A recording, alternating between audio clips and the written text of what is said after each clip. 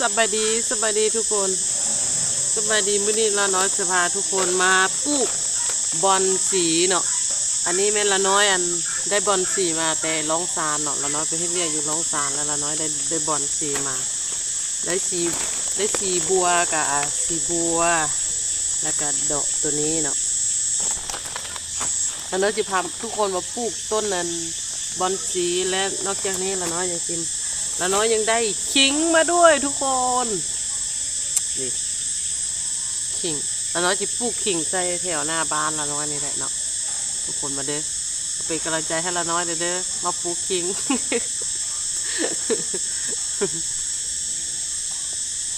ละน้อยก็จะพาทุกคนมาหักอันนี้ออกเลยเพราะว่าเนื่องจากละน้อยเนื่องจากว่าละน้อยซื้อขิงในฤดูนี้เนาะมันเป็นฤดูใกล้จะปลูกแล้วเนาะมันก็เลยเฮ็ดให้มันมีโน่ออกมาแบบนี้ดิมันแตกออกมาแบบนี้ละน้อยจะบิดเอาอันนี้แล้วละน้อยก็จะเอาไปปลูกเนาะละน้อยจะให้มันแตกออกแล้วน้อยจะปลูกใส่แถวหน้าบ้านเลยอันนี้ดินละน้อยจะเอามาปลูกกันต้นไม้ละน้อยสร้างมาเพื่อถมบอนละน้อยจะปลูก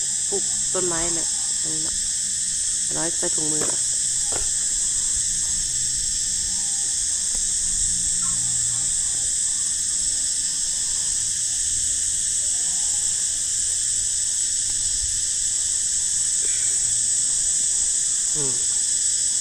อันนี้ละน้อยแบ่งออกมาหน่อยนึงแล้ว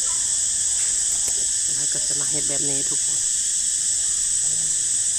อันนี้ละน้อยก็จะเอาแต่อันนี้เอาตัวบอนมินี่เนาะอันนี้ละน้อยก็จะเอาไว้กินเด็แบบนี้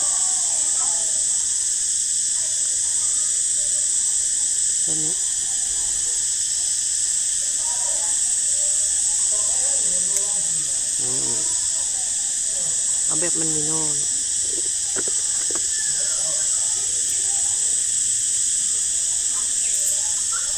มันออกจาวมันออกหากได้เลยทุกคนนี่น้อยนึง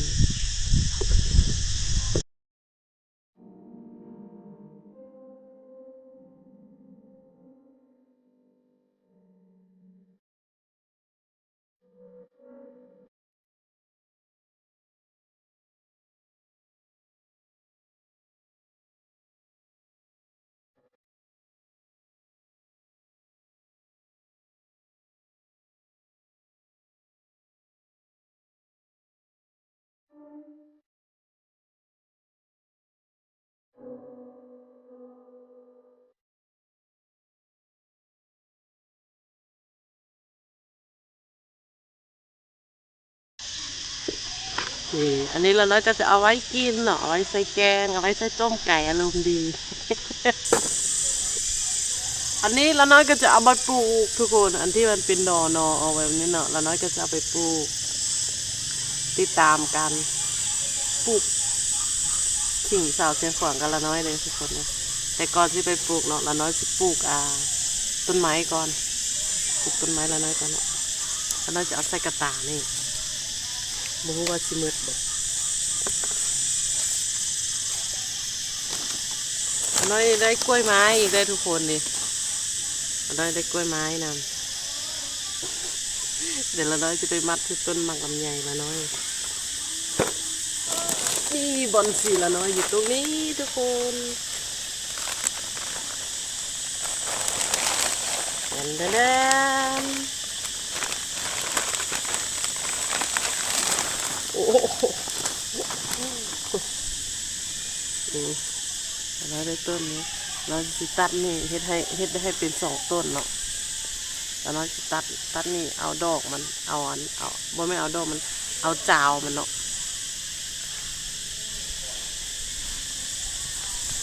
นี่บอนสีนี้งามทุกคน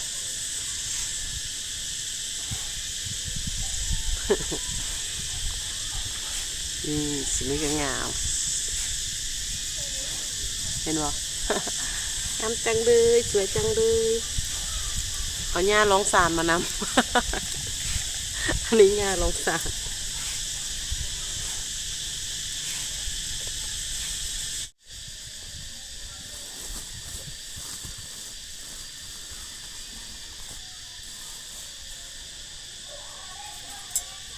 คนการผสมดินละน้อยก็จะมีขี้ไก่เนาะอันนี้ขี้ไก่ละน้อยเองเนาะบ่แม่นขี้ละน้อยเนาะขี้ไก่ ขี้ไก่อารมณ์ดีละน้อยอันนี้นะแล้วจะมาผสมกับดินแล้วจะเอาใส่กระตานี่เนาะเพื่อปลูกบอนสี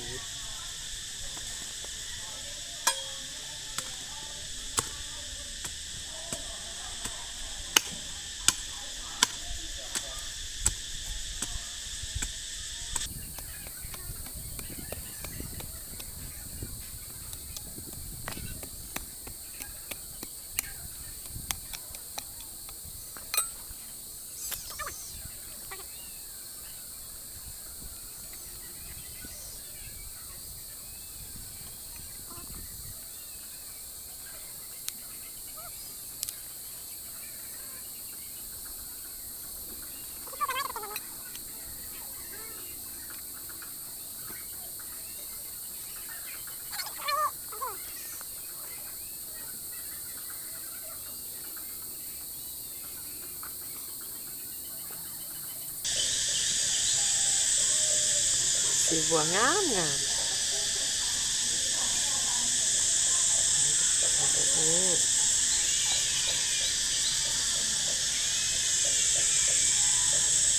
ต้นที่สอง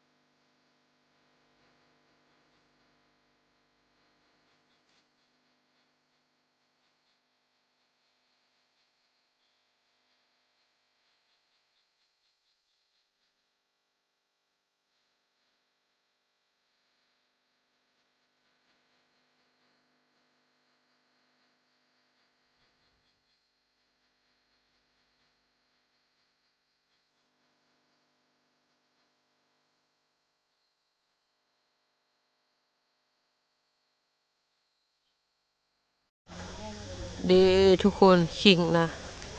ขิงจะปลูกแบบนี้เนาะเป็นการทดลองปลูกยาวไปหอดพูนหอดพูน ยาวๆเลยนี่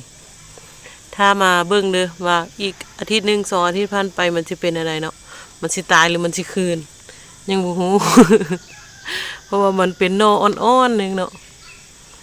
นี่บอนสีละน้อยปลูกนี่เนาะ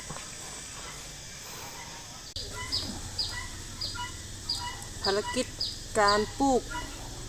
บอนสีเนาะแล้วก็ปลูกขิงละน้อยก็สำเร็จเสร็จสิ้น แล้วก็ขอบใจเด้อผู้ใดที่ติดตามรับชมแต่ต้นจนจบแล้วก็มาฮอดตอนนี้เนาะอันนั้นขอบใจหลายแล้วก็มาติดตามการพัฒนาของบอนสีแล้วก็ขิงละน้อยว่ามันสิเป็นอะไรมันสิ มันสิตายหรือมันสิยัน หลังจากละน้อยปลูกบอนซีแล้วก็ปลูกขิงแล้วเนาะก็มาติดตามชมละน้อยสิปลูกหมากทั่วทุกคนไปรับชมนำละน้อยเด้อว่าละน้อยสิปลูกหมากทั่วอีหยังเนาะเพราะว่าละน้อยจะปลูกหมากทั่วยาวอันนี้ดอกบอนสีละน้อยก็เอาไว้นี่ก่อนเนาะไปรับชมละน้อยปลูกบอนปลูกหมากทั่วนำกันเด้อทุกคนมื้อนี้ละน้อยจะพาทุกคนมาเบิ่งละน้อยปลูกหมากทั่วอันนี้แก้มมะทั่วเนาะแก้มมะทั่วยาวนะมะทั่วยาวคันนี้แก้มมะทั่วยาวเนาะอันนี้แก้มมะทั่วที่ละน้อยอันเก็บไว้เองแต่บ่ฮู้ว่ามันสิออกบ่หรือบ่ออกเนาะอันนี้เนี่ยทดลองเบิ่งเพราะว่าละน้อยเก็บไว้ปีนึงแล้วละน้อยลืมละน้อยหาก็เห็นมันเนาะละน้อยจะมาปลูกใส่สวนละน้อยจะมาเฮ็ดขุมเป็นขุมแล้วก็จะเอาขี้ไก่ใส่เนาะแล้วละน้อยก็จะเอามะทั่วปลูกเบิ่งเนาะไปเบิ่งว่าละน้อยจะเฮ็ดขุมแบบไหนเนาะทุกคนการเฮ็ดขุมก็จะเป็นแบบนี้แล้วก็จะขุดให้เป็นขุมแบบนี้เลยทุกคนที่สามเนาะมันน่าจะได้3ขุมเนี่ยที่4ขุมที่5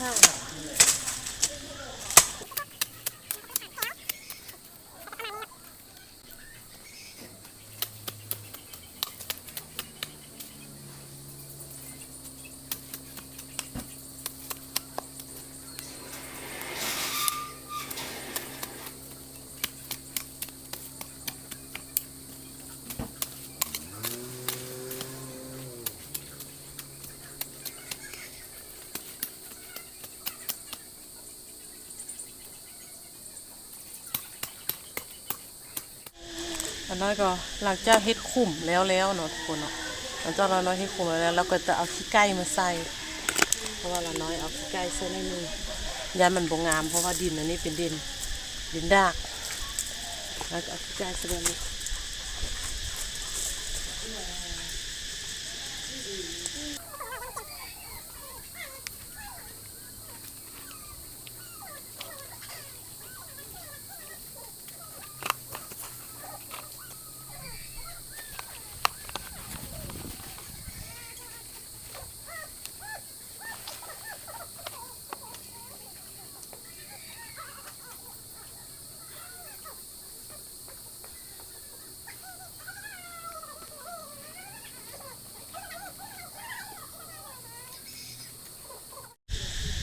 หลังจากนั้นเนาะ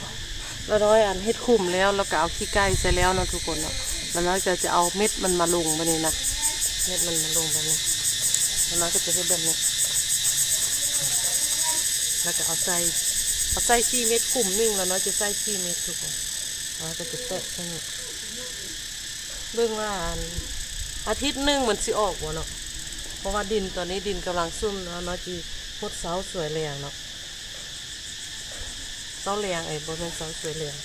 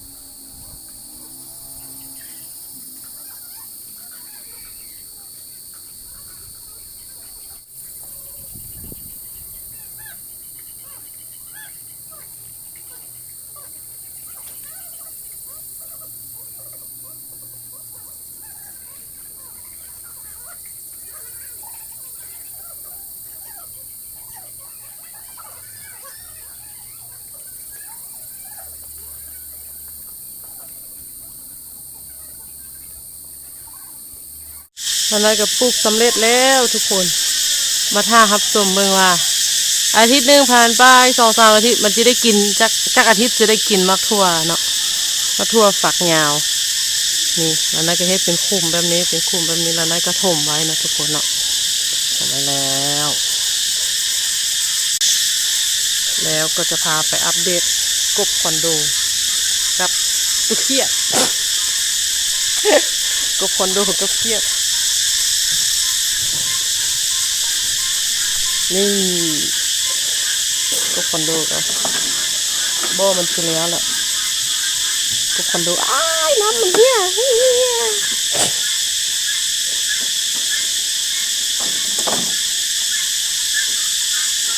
กบคอนโดแล้วเนาะอัพเห็นบ่เอาห้องไหมมันบ่ห้องเนาะไม่ขี้ค้านน้อยจะพาทุกคนมาเบิ่งตัวเขียดเพราะว่าเขาละน้อยกำลังจะเพาะพันธุ์ตัวเขียดได้ทุกคนนี่โมเมนต์มือกองอาชีพกันได้เนาะนี่ทุกคนเขียดละน้อยอยู่นี่เขียดนะ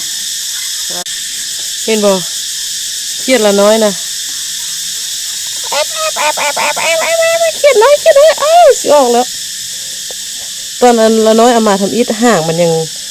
งบุกุดดิห่างมันยังบุเหียนเดี๋ยวนี้มันกำลังจะเหียนแล้วห่างมันเห็นบ่ทุกคนโอ้หัวปูมือนี่กระดำแท้มันก็ลอยแบบนี้ทุกคนเห็นบ่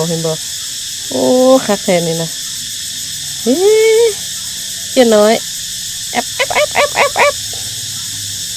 เขียดน้อยแอบ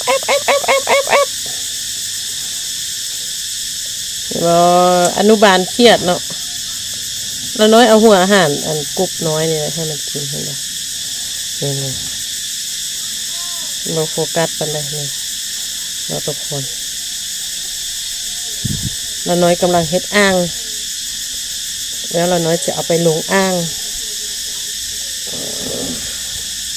เดี๋ยวมีหลายตัวอยู่ได้แต่ว่าอันนี้เป็นเขียดธรรมชาติเลยทุกคนเป็นเขียดที่ธรรมชาติที่มันมาไข่อยู่อันแหน่แดงละน้อยเลยโบแหน่แดงละน้อยแล้วก็เลยมาเก็บมาไว้นี่เนาะเสียดายมันอีตุนมันแดงมันมาไข่ใส่ปากร้อยก็เลยเก็บมาไว้เนี่ยเขียดน้อยตัวน้อยเห็นบ่ละน้อยหลายคนอาจจะเข้ามาไม่อาจจะยังบูฮูเนาะว่าละน้อยเลี้ยงอย่างเด้ละน้อยเลี้ยงสุกบตัวเขียดจะเลี้ยงปลาเด้ครบวงจรอยู่เพื่อนจะเป็นสวนสัตว์แล้วเขาจะว่าให้ละน้อยมีตัวกระต่ายมีไก่งวงมีไก่ต๊อกมีตัวห่านมีตัวไก่มีตัวเป็ดมีตัวเขียดมีตัวกบมีตัวกระต่ายหูยาวๆแล้วก็ตัวเขียดน้อยกำลังจะเป็นทายาทรุ่นต่อไปสัตว์เลี้ยงของเราน้อยต่อไปก็จะเป็นตัวเขียดน้อยนี่แหละทุกคน แล้วก็ขอขอบใจเด้อทุกคนที่ติดตามรับชมละน้อยแล้วก็เป็นกำลังใจให้ละน้อยตลอดมาเนาะละน้อยขอบใจหลายๆขอบใจเด้อขอบใจงามๆเนาะแล้วกันบ๊ายบายแล้วพบกันอีพีใหม่บ๊ายบายFC ดูเขียดบ๊ายบายบ๊ายบาย